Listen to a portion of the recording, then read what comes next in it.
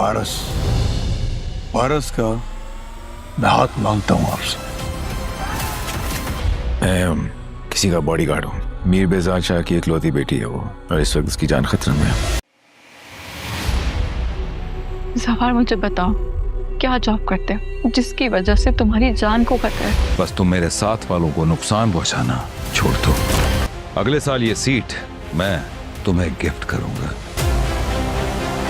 नाजरीन, आप देखेंगे कि मीर बेजाद खुद जाता है वहाब दुरानी के पास ताकि उसे से कुछ डील शील कर सके। इधर आप देखेंगे कि जब वहाब दुरानी के पास वो आता है और उसे वहाँ पर आकर पता चलता है कि असल क्या माजरा है। इधर आप देखेंगे कि जब वो दोनों आपस में मिलते हैं तब वहाब दुरानी को वो कहता है मीर बाज़ेब कि तुम अपने अपने बंदों को कहो कि मेरे बंदों को नुकसान पहुंचाना छोड़ दे, फिर अगले साल मैं तुमसे वादा करता हूं कि जो मेरी अपनी सीट है वो मैं तुम्हें गिफ्ट करूंगा, क्योंकि मीर बेजाद तो उसका बहुत ही बड़ा राइवल होता है। इधर आप देखेंगे कि पहले तो वहाब दुरानी खामोश रहता है और फिर उसे फ़ौरन ही कह देता है कि मुझे सीट की कोई ज़रूरत नहीं है, मुझे ज़रूरत है सिर्फ आपकी बेटी पारस की। वो कहता है कि क्या मदद है? वो कहता है कि मैं आपसे आपकी बेटी पारस का हाथ मांगता हूँ। आप देखेंगे कि वहाँ में मीर बाज़ार को बहुत ही गुस्सा आ जाएगा और वो कहेगा कि मैं अपनी बेटी का कभी भी तुम्हें रिश्ता नहीं दूंगा और ना ही कभी होने दूंगा। ये कहकर वो वहाँ से चले जाएगा। इधर आप देखेंगे कि वहाब दुरानी कहता है कि तुम जो मर्ज़ी कर लो,